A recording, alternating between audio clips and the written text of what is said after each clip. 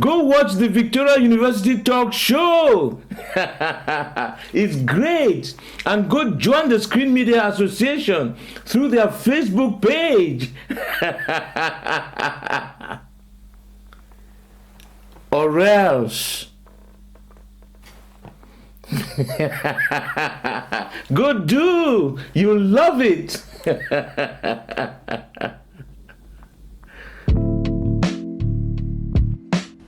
Hi and welcome, I'm Ellie Dewhurst and I'm going to be showing you the current works of our Screen Media students. First up, there is Will. Will has been documenting the process of him making his camper van series. Let's check it out. Hello Will Ladders, it's me, Will Ladd, and today I've got a new project. It's a van, a blue van. What I'm going to do is turn it into a camper van. Come in here. Is turn this whole area into a camper. So there'll be a bed, a kitchen, and that's practically it. Maybe a toilet and an esky for my beers, and then boom, got a power converter so I can charge my Nintendo and my computer. To see more, check out Will's YouTube channel at Will Ladd, where he uploads new episodes every week. Next up, Joshua created a visual effects trailer called Lost Child. It's about a child who's lost and they're trying to find their way home, and their family is trying to find them before it's too late. Let's have a sneak peek.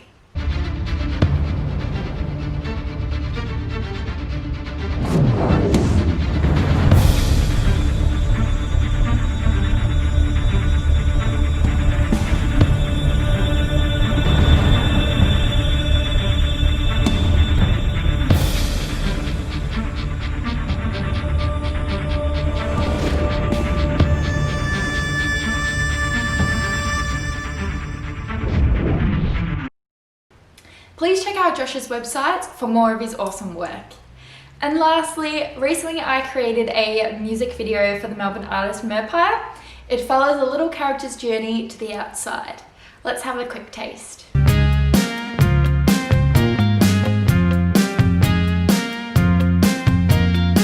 This is where our kiss went down when you broke your mind and I lost my crown. Did it happen? Or did I just want it to? And look how For the rest of that film clip and other works, please visit me on Ellie Dewhurst on YouTube. Thanks so much for joining me today, guys. Remember, if you want to get involved with this TV show or show off your recent works, get in contact with us at our Facebook page, Screen Media Association VU. Thanks so much, guys, and have a great day.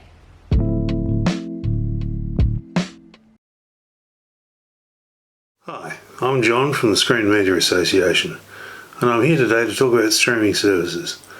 Services that have become very valuable during the COVID thing and lockdowns. There are two groups: the free-to-air services associated with free-to-air stations like 9, 10 and 7, the ABC and SBS. The ABC iView and SBS On Demand are excellent services, but all of these should be on your list. Some of their content is fantastic. SBS On Demand World Movies has foreign language movies that you'll never see on Netflix. And if you didn't catch Operation Buffalo, a good Australian production on the ABC, you can still catch up with it on iView.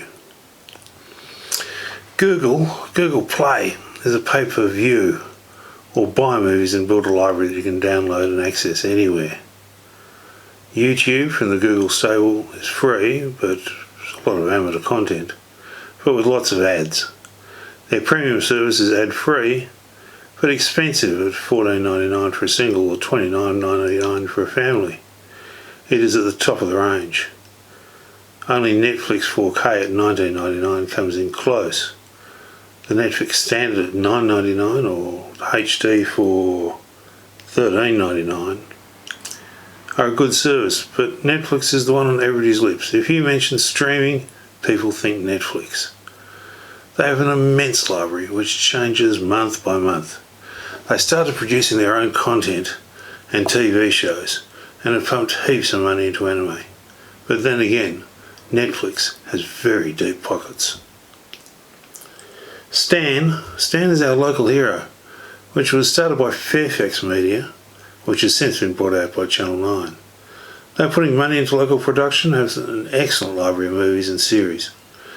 One thing I personally like is that they are running Better Call Saul, the Breaking Bad spin-off. Stan is currently $10 a month for standard, $14 for 3 screens, and 30 days free at the moment. Amazon Prime also gives 30 days free, and it's probably the best value of the lot at $6.99 a month, because you not only get a good range of movies with some new releases, lots of original content with lots of money behind it, but you also get free access to Amazon Music and free delivery on a large percentage of Amazon goods. Recently they've also added a pay-per-view for a range of brand new movies and hard to get sort of stuff. Disney Plus, which includes Pixar, Marvel, Star Wars and National Geographic, as well as the massive Disney library of movies and cartoons, which are good for the kids. And of course Disney is producing content since before I was born, and that ain't recently. If you bought an Apple product in the last 12 months, you have a free Apple subscription for 12 months of free access. There's not a lot of content here, not a lot of free content anyway. Some of their original content is of excellent quality, and you can purchase some things from HBO and other OS services that we just don't get yet. Apple is, I think $7.99. I'd have to check that one. A new player is Binge, which is a desperation move by Foxtel to attract more customers, as their cable service has been hemorrhaging customers since streaming took off and losing footy in sports this year. They're offering 2 weeks free at the moment, 3 if you're a Telstra customer. But beware, if your smart TV is LG, as WebOS is not supported, you'll need a Chromecast, not a Fire Stick, or a HDMI cable to your laptop. Though it is worth it to get the first 2 seasons of Doom Patrol. Look, all these services, they all add up to quite a bit of money, but when you're locked in for weeks upon weeks upon weeks, they're a good thing to have. Enjoy what's left of lockdown. It can't last forever. Hello, Screen Media Association or VU University members, and today we got an interview with the leader of Group Tag. So, who are you, and what is your app about? Yeah, hey, thanks, Will, for having me on board. My name's Drew, and I'm basically the co-founder and CEO of Group Tag. Well, Group Tag it's a social network for Gen Zers to make meaningful connections with like-minded people to further their goals in 3 simple steps. And we're all about networking, we're all about collaboration and creating inclusive and collaborative communities. So it's an easy way for you to grow your network with like-minded people around you. Mm-hmm. Is it going to be free to use? Yeah, of course. The product's going to be free to use forever. That won't ever change. We will be rolling out our subscription models in our purchases in the next kind of few months. But for now, yeah, it's going to be free to use. That won't ever change. But we're going to be launching on September 7th. But where can we find this app? So the app is going to be on iPhone only, so iOS for now. But we are in discussions with the team to start preparing and developing an Android version to make it fully cross-platform. And will there be able to be memes on this app? Memes, as in within the app, or externally? Sharing memes in it. We will be rolling out, so right now, because we're starting off super simple to really validate the initial product, you'll just be able to message and chat with your friends and new connections, but we're going to be rolling out, GIF functionalities, and, voice recordings, videos, everything. So you'll be able to share photos, videos and stuff with your new connections and have a bit of a laugh together as well. Nice. Would you say it's a LinkedIn for students? It's a less intimidating version of LinkedIn. LinkedIn is just people full of suits and ties and people writing bios in the third person. But we're all about kind of making networking fun, furthering your goals easy. That's kind of what we're all about. Which is a more user-friendly, chill, cool, hip version of LinkedIn. That's good, because you go on LinkedIn and it's all suits, ties, and you're like, whoa, this is too intimidating for me. Man.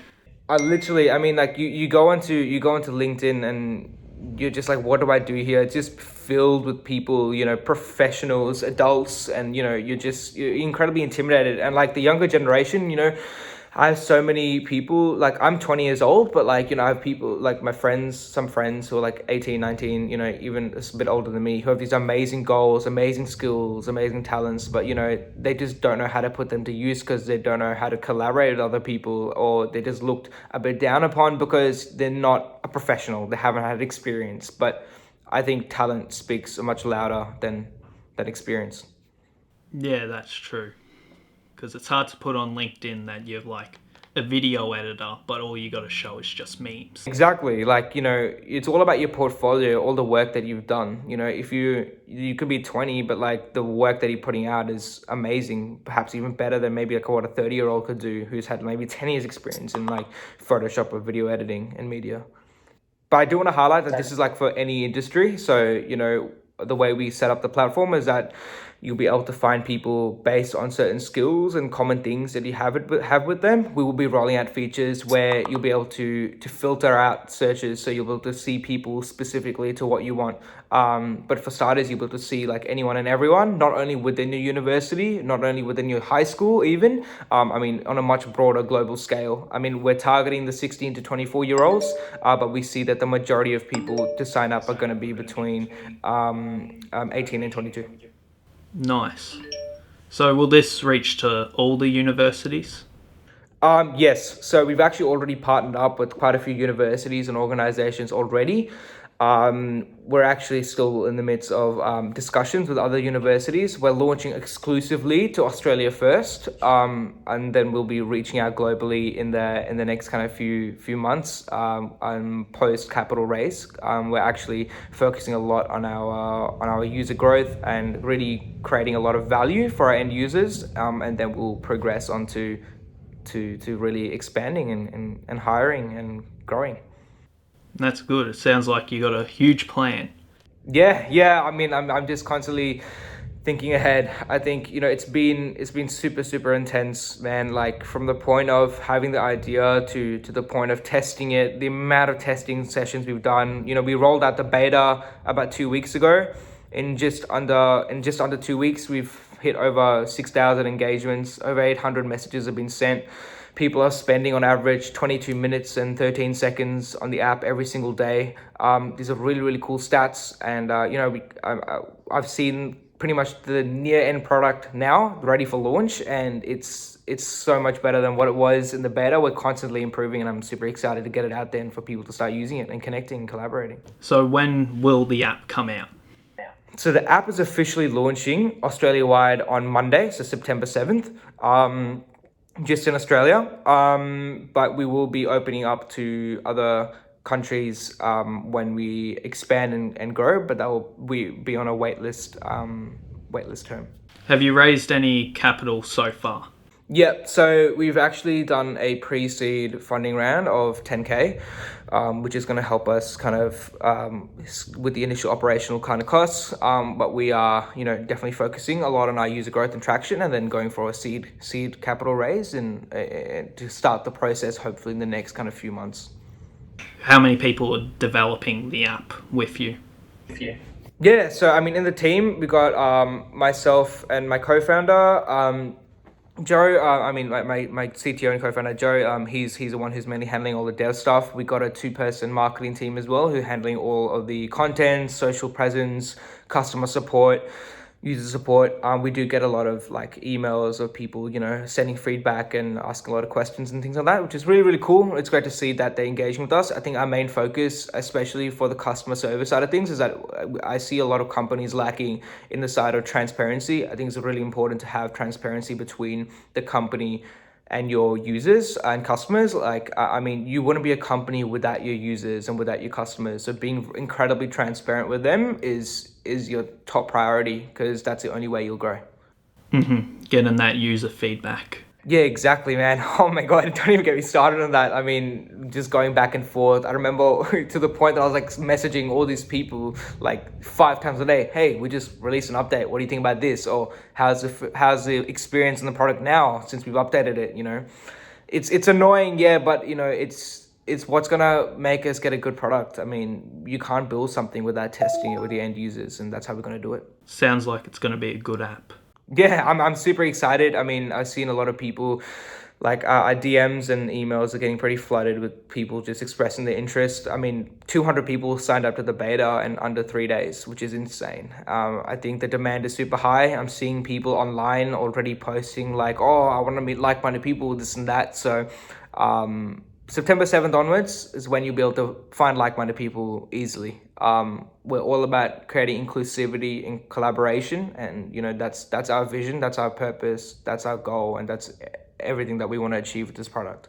That's good. So September 7th is when we'll see it. Yep, September 7th, Australia-wide on iOS only. Android version, I'm sorry for all the Android users. I mean, I've been an iPhone, Apple user since oh no, since day one. Oh no, it looks like Will's got one.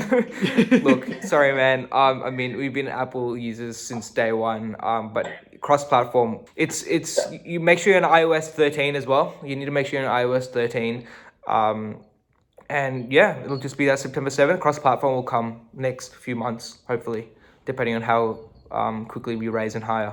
Well, I can't wait to see the app. And thank you for coming on the show to tell us about it. Thanks, Will. I mean, thanks for having me. I really enjoyed it. Thanks.